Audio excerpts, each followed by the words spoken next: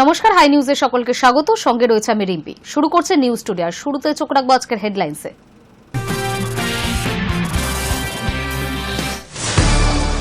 নির্বাচনের আগে বাংলা সফরে মোদী, তার আগেই বাড়ি বাড়ি গিয়ে আমন্ত্রণপত্র পেলেই রাজ্য বিজেপির।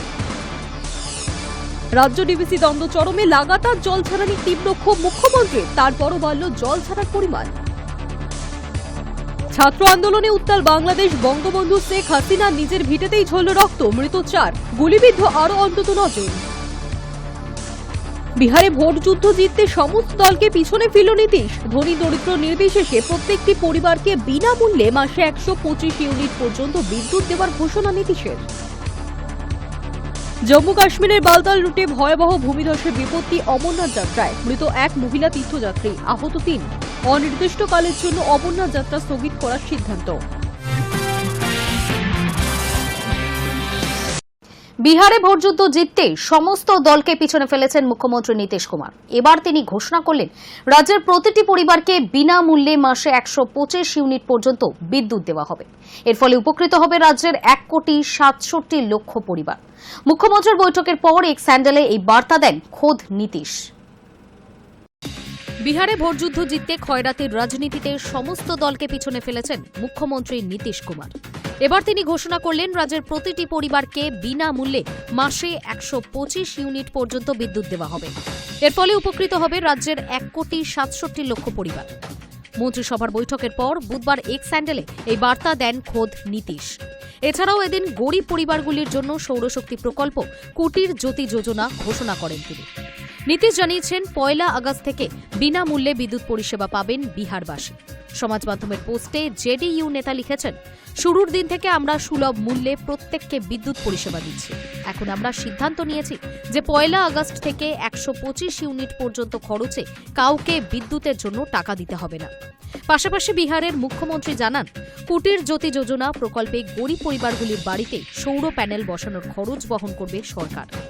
বিহারের বিধানসভা ভোটের মুখে একাধিক জনমুখী প্রকল্প ঘোষণা করছেন নীতিশ। রাজ্যের সমস্ত সরকারি চাকরিতে মহিলাদের জন্য 35% সংরক্ষণ ঘোষণা করেছেন তিনি। যুব সম্প্রদায়ের স্বার্থে বিহার যুব কমিশন গঠনের কথাও ঘোষণা করেছেন আরজেডি নেতা। এছাড়াও দ্বাদশ উত্তীর্ণদের 4,000 টাকা এবং স্নাতকদের 6,000 টাকা করে ভাতা দেওয়ার কথা ঘোষণা করেছেন তিনি। রাজ্যের সম্ভাবনাময় তরুণদের ইন্টার্নশিপ হিসেবে এই অর্থ দেওয়া হবে। এর আগে বিধবা এবং বয়স্কদের পেনশন বৃদ্ধি করার কথাও ঘোষণা করেছিলেন নীতিশ, যা 400 থেকে বাড়িয়ে 1100 করা হয়েছে। উল্লেখ্য, চলতি বছরেই বিহারে বিধানসভা নির্বাচন। ইতিমধ্যেই তার প্রস্তুতি শুরু করে দিয়েছে সমস্ত রাজনৈতিক দলগুলি। এবারের নির্বাচনে কংগ্রেস আরজেডির পাশাপাশি নীতিশের কাছে বড় চ্যালেঞ্জ প্রশান্ত কিশোরের দল জনসুরাজও। রাজনৈতিক মহলের দাবি, গত কয়েক বছরে দফায় দফায় পাল্টির জেরে নীতিশের ভাবমূর্তি কিছুটা হলেও ক্ষুণ্ণ। পাশাপাশি আইন শৃঙ্খলায় অবনতি ইস্যুকে হাতিয়ার করে নীতিশ সরকারের বিরুদ্ধে খড়গহস্ত হয়েছে বিরোধী শিবির। এই অবস্থায় ভোট বৈতরণী পার করতে অতীতের মতোই মহিলা ভোটকে হাতিয়ার করে মাঠে নামলেন Nitish Kumar. Hi news network. Jammu কাশ্মীরের বালতাল রুটে ভয়াবহ ভূমিধসের জেরে ফের বিপত্তি ঘটল অমরনাথ যাত্রায়। পাহাড় ধসের ঘটনায় 1 মহিলা তীর্থযাত্রীর মৃত্যুও ঘটেছে, আহত হয়েছেন আরও 3 জন। দুর্ঘটনার পরে অনির্দিষ্টকালের জন্য অমরনাথ তীর্থ যাওয়া স্থগিত রাখার সিদ্ধান্ত নেয় কর্তৃপক্ষ। জম্মু কাশ্মীরের বালতাল রুটে ভয়াবহ ভূমিধসের জেরে ফের বিপত্তি ঘটল অমরনাথ যাত্রায়। পাহাড় ধসের ঘটনায় 1 মহিলা তীর্থযাত্রীর মৃত্যু হয়েছে, আহত হয়েছেন আরও 3 জন। দুর্ঘটনার পরে অনির্দিষ্টকালের জন্য স্থগিত রাখার সিদ্ধান্ত নেয় কর্তৃপক্ষ। প্রশাসন সূত্রের খবর, গান্দেরবাল জেলার বালতাল পথে জেটমোট আপার রেলপাথরের কাছে বুধবার প্রবল বৃষ্টির জেরে মাটি সরে গিয়ে ধস নামে। সেই সময় বহু তীর্থযাত্রী ওই পথেই যাচ্ছিলেন। কাদায় আটকে পড়েন অনেকেই। ঘটনার একটি ভিডিও সামনে এসেছে, যেখানে দেখা গিয়েছে 2 জন তীর্থযাত্রী ধসে ভেসে যাচ্ছেন। পরে পথ চলতি মানুষজনেরাই তাদের উদ্ধার করেন। কয়েকজনকে ট্র্যাক ধরে থাকা রেলিং আঁকড়ে ঝড়ের হাত থেকে বাঁচতে দেখা যায়। আহতদের দ্রুত বালতাল বেস ক্যাম্প হাসপাতালে নিয়ে যাওয়া হয়। সেখানেই রাজস্থানের বাসিন্দা সোনাভাই নামে 1 মহিলাকে মৃত ঘোষণা করেন চিকিৎসকেরা। মৃতের স্বামী দারারাম আহত হয়েছেন বলেই খবর। ঘটনার পরে জাতীয় বিপর্যয় মোকাবিলা বাহিনী ও রাজ্য বিপর্যয় মোকাবিলা বাহিনীর দল দ্রুত ঘটনাস্থলে পৌঁছায়। তীর্থযাত্রীদের উদ্ধার করে নিরাপদ জায়গায় সরিয়ে নিয়ে যাওয়ার কাজ শুরু হয়। সতর্কতামূলক পদক্ষেপ হিসেবে বৃহস্পতিবার জম্মু থেকে নতুন কোনো তীর্থযাত্রীর দলকে গুহা মন্দিরের পথে রওনা হতে দেওয়া হয়নি। প্রশাসনের তরফে জানানো হয়েছে, রাস্তা মেরামতির কাজ সম্পূর্ণ না হওয়া পর্যন্ত যাত্রা স্থগিত থাকবে। জানা গিয়েছে, এই মরশুমে এই প্রথম জম্মু থেকে যাত্রা সম্পূর্ণভাবে বন্ধ রাখতে হল। অমরনাথ যাত্রা শুরু হয়েছে গত ৩রা জুলাই থেকে, চলবে আগামী ৯ আগস্ট পর্যন্ত। এখনও পর্যন্ত প্রায় ২ লক্ষ পুণ্যার্থী অমরনাথ গুহা মন্দিরে পুজো দিয়ে এসেছে। পেহেলগাঁওয়ে জঙ্গি হামলার পর অমরনাথ যাত্রার নিরাপত্তা আরও বাড়ানো হয়েছে। পুলিশ, আধা সামরিক বাহিনী, সেনাবাহিনী নজরদারি চালাচ্ছে। অমরনাথ যাত্রার 2টি রুট রয়েছে। একটি ৪৮ কিলোমিটার দীর্ঘ নুনওয়ান পেহেলগাঁও রুট এবং ১৪ কিলোমিটার দীর্ঘ বালতাল রুট। এবারের ধসের ঘটনা বালতাল পথেই ঘটেছে। Hi news network. বর্ষায় বেহাল অবস্থা রাস্তার, কোথাও জমা জল, কোথাও খানাখন্দ। এই নিয়ে এবার উদ্বেগ প্রকাশ কলকাতা হাইকোর্টের। আগামী 2 সপ্তাহের মধ্যে রাস্তা সারাই সংক্রান্ত পদক্ষেপ নেওয়ার ডেডলাইন বেঁধে দিলেন বিচারপতি। আর তা না হলে শতপ্রণোদিত পদক্ষেপের হুঁশিয়ারিও দেন তিনি।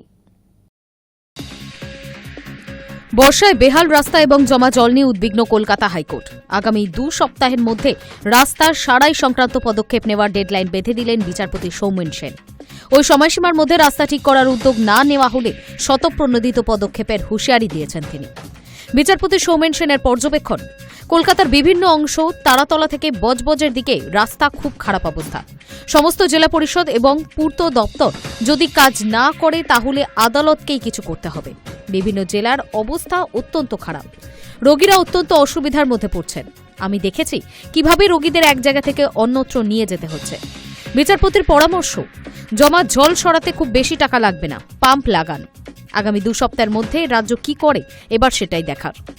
হাইকোর্টের এই পর্যবেক্ষণ প্রসঙ্গে কলকাতার মেয়র ফিরহাদ হাকিম বলেন, তারাতলা থেকে বজবজ পর্যন্ত রাস্তার অবস্থা খারাপ ঠিকই, তবে সংস্কারের কাজও চলছে।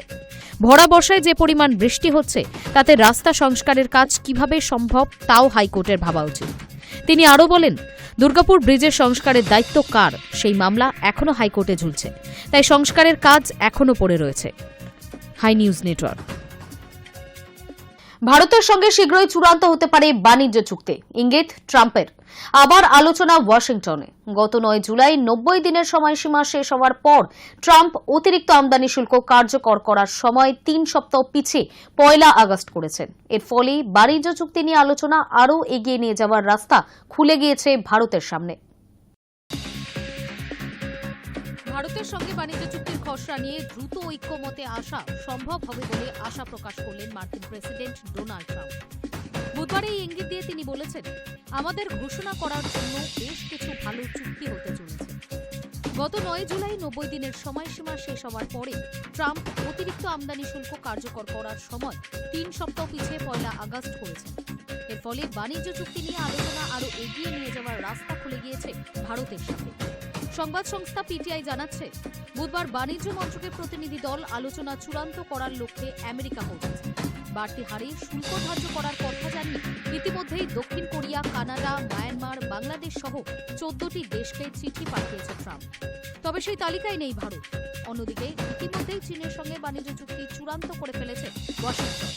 উপদেষ্টা সংস্থার নীতি আয়োগের দাবি, আমেরিকার সঙ্গে চুক্তি চূড়ান্ত হলে অন্য অনেক দেশের তুলনায় রপ্তানিতে বেশি সুবিধা পেতে পারে ভারত।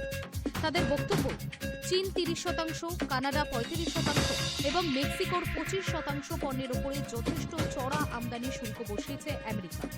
এরা আমেরিকার অন্যতম বৃহৎ বাণিজ্য সংযোগী। ভারত যদি শুল্ক 20% নিচে রাখতে পারে তাহলে তারা অনেকটা এগিয়ে থাকবে। মোট 30 শ্রেণীর পণ্যের মধ্যে 22টি ক্ষেত্রে সুবিধাজনক জায়গায় থাকবে দিল্লি। যদিও গাড়ির যন্ত্রাংশ, ইস্পাত এবং কৃষিজাত পণ্যের আমদানি শুল্ক নিয়ে মতবিরোধ চুক্তির রূপরেখা চূড়ান্ত করার পক্ষে বাধা বলে মনে করা হচ্ছে। ট্রাম্প সরকারের দাবি মেনে দুগ্ধজাত পণ্য, ডেয়ারি এবং কৃষিজাত পণ্যের জন্য ভারতের বাজার পুরোপুরি উন্মুক্ত করার ক্ষেত্রেও মত পার্থক্য রয়েছে নয়াদিল্লি, ওয়াশিংটনে। তাছাড়া ব্রিক্স গোষ্ঠীর দেশগুলির উপরে অতিরিক্ত 10% শুল্ক চাপানোর হুমকি দিয়েছে ট্রাম্প, ভারত যার অন্যতম সদস্য। Hi news network.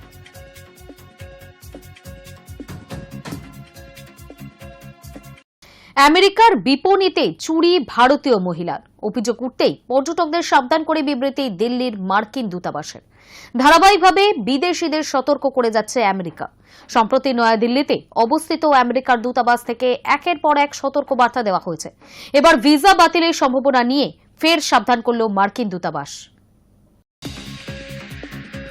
আমেরিকায় চুরির অভিযোগে ধরা পড়লে বাতিল হতে পারে ভিসা। সম্প্রতি সমাজ মাধ্যমে এক ভারতীয় মহিলার ভিডিও ছড়িয়ে পড়তেই ভিন দেশিদের সতর্ক করল মার্কিন প্রশাসন। নয়াদিল্লিতে অবস্থিত আমেরিকার দূতাবাস থেকে এই বিষয়ে সতর্ক দেওয়া হয়েছে। ওই ভিডিওতে দাবি করা হচ্ছে এক ভারতীয় মহিলা আমেরিকার একটি দোকান থেকে প্রায় $1,300 জিনিসপত্র চুরি করতে গিয়ে ধরা পড়েছেন। বিষয়টি ধরা পড়ার পরেও পুলিশকে খবর দেন দোকান কর্মীরা। পরে ওই মহিলা জিনিসপত্রের দাম মিটিয়ে দিতে রাজি হন বলে দাবি করা হচ্ছে। মহিলার বিরুদ্ধে কোনো পদক্ষেপ করা হয়েছে কিনা তা জানা যায়নি। ওই ভিডিও প্রকাশ্যে আসার পরেই বিবৃতি জারি করে পর্যটকদের সতর্ক করল নয়াদিল্লিতে অবস্থিত মার্কিন দূতাবাস। বিবৃতিতে বলা হয়েছে, আমেরিকার কারোর ওপর আক্রমণ বা চুরি করলে আইনি সমস্যায় পড়তে হতে পারে। একই সঙ্গে ভিসা বাতিলও হয়ে যেতে পারে। শুধু তাই নয়, সংশ্লিষ্ট ব্যক্তিকে ভবিষ্যতে আর কোনোদিন আমেরিকার ভিসা নাও দেয়া হতে পারে। তাই আমেরিকায় যাওয়া বিদেশি নাগরিকদের সে দেশের সকল আইন মেনে চলার পরামর্শ দিয়েছে মার্কিন প্রশাসন। ডোনাল্ড ট্রাম্প আমেরিকার প্রেসিডেন্ট হওয়ার দায়িত্বের পরেই অভিবাসন সংক্রান্ত নিয়মবিধি আরও কড়া করা হয়েছে। অবৈধবাসীদের ধরপাকড়াও শুরু করেছে আমেরিকা। আমেরিকার প্রেসিডেন্ট ট্রাম্প আগেই জানিয়েছে অভিবাসীদের সতর্ক করে দিয়েছিলেন। টেক2 আমেরিকার প্রেসিডেন্ট ট্রাম্প আগেই অভিবাসীদের সতর্ক করে দিয়েছিলেন এই বিষয়ে। তিনি জানিয়েছিলেন যে বিদেশিরা আমেরিকায় যাবেন তারা যেন আমেরিকার নাগরিকত্ব, সংস্কৃতি, সরকার, প্রতিষ্ঠান কিংবা আদর্শের প্রতি শত্রুতা মনোভাব পোষণ না করে। এরপর থেকেই দফায় দফায় নয়াদিল্লিতে আমেরিকার দূতাবাস থেকে বিভিন্ন সতর্ক বার্তা দেওয়া হয়েছে। কয়েকদিন আগেই আমেরিকার দূতাবাস থেকে বলা হয়েছিল সে দেশে যাওয়ার জন্য ভিসা মঞ্জুর করে পরে সংশ্লিষ্ট ব্যক্তির উপর নজরদারি বন্ধ হবে, বরং প্রতি পদক্ষেপে ভিসাধারীদের ওপরে কড়া দৃষ্টি রাখা হবে। তারা সকল আইন এবং অভিবাসনের নিয়ম মেনে চলছে কিনা তা দেখা হবে। কোনো আইন ভাঙলেই সঙ্গে সঙ্গে সংশ্লিষ্ট ব্যক্তির ভিসা বাতিল করে আমেরিকা থেকে বহিষ্কার করা হতে পারে। গত মাসে একটি বিবৃতিতে আমেরিকা বিদেশ দপ্তর জানিয়েছিল সে দেশে যাওয়া সকলের সমাজ মাধ্যমের প্রোফাইল আতশকাচের নিচে রেখে যাচাই করে দেখা হবে। পড়ুয়া হোক কিংবা এক্সচেঞ্জ প্রোগ্রামের জন্য আবেদনকারী সকলের সমাজ মাধ্যমের পোস্ট পুঙ্খানুপুঙ্খভাবে মার্কিন কনসুলার অফিসাররা। Hi news network.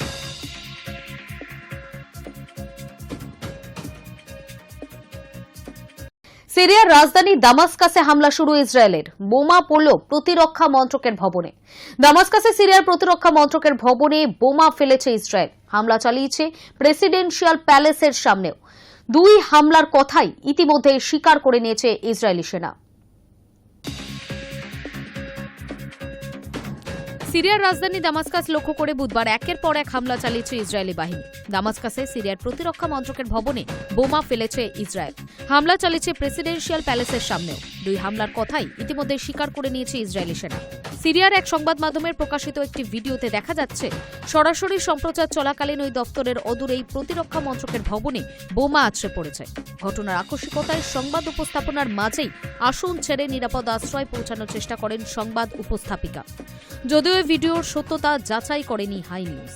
দামাস্কাসে ওই হামলায় এখনো পর্যন্ত একজনের মৃত্যুর খবর মিলেছে। আহত হয়েছেন আরও অন্তত 18 জন। ইসরায়েলের প্রতিরক্ষা মন্ত্রী ইসরায়েল কাটজ সিরিয়ার ওই সংবাদ মাধ্যমের ভিডিওটি নিজের সমাজ মাধ্যমের পাতায় শেয়ার করেছেন। সঙ্গে হিব্রু ভাষায় তিনি লিখেছেন, হামলা তো এবার শুরু হয়েছে। ওই পোস্টের ঠিক আগেই আরও একটি পোস্ট করেছিলেন কাটজ। সেখানে সিরিয়ার উদ্দেশ্যে হুমকি স্পষ্ট। তিনি লিখেছিলেন, দামাস্কাসকে অনেক সাবধান করা হয়েছে, এবার হামলা শুরু হবে। সিরিয়ায় ইসরায়েলি হানার নিন্দায় ইতিমধ্যে সরব হয়েছে সংযুক্ত আরব আমিরশাহী সহ পশ্চিম এশিয়ার একাধিক দেশ। সিরিয়ায় হামলা বন্ধ করার জন্য বলেছে আমেরিকাও। তবে এখনো পর্যন্ত তার কোনো ছাপ বাস্তবে মেলেনি। সিরিয়ায় বসবাসকারী একটি সংখ্যালঘু ধর্মীয় গোষ্ঠী হিসেবে পরিচিত দ্রুজ। ধর্মবিশ্বাসের দিক থেকে তারা ইসলাম ধর্মের একটি শাখা হিসেবে নিজেদের দাবি করে। কিন্তু অতীতে আল কায়দা, আইএস সহ বিভিন্ন কট্টরপন্থী ইসলামী সংগঠনে নিশানা হয়েছে দ্রুজ জনগোষ্ঠী। সিরিয়া ছাড়াও লেবানন ও ইসরায়েলে এই ধর্মীয় গোষ্ঠীর মানুষের বসবাস। রবিবার রাতে দক্ষিণ সিরিয়ার সুয়েইদা প্রদেশে সুন্নি ইসলামপন্থী বেদুইন সশস্ত্র বাহিনী এবং দ্রুজ সংখ্যালঘু গোষ্ঠীর জনবসতিতে হামলা চালায়। দ্রুজদের উপর হামলার পরেই সিরিয়ায় হামলা শুরু করে ইসরায়েলি বাহিনী। সোমবার থেকে সিরিয়ায় সুন্নি ইসলামপন্থী জঙ্গি বাহিনীর উপর বিমান হামলা শুরু করে ইসরায়েল। High news network. সময় এখন একটা ছোট্ট বিরতির।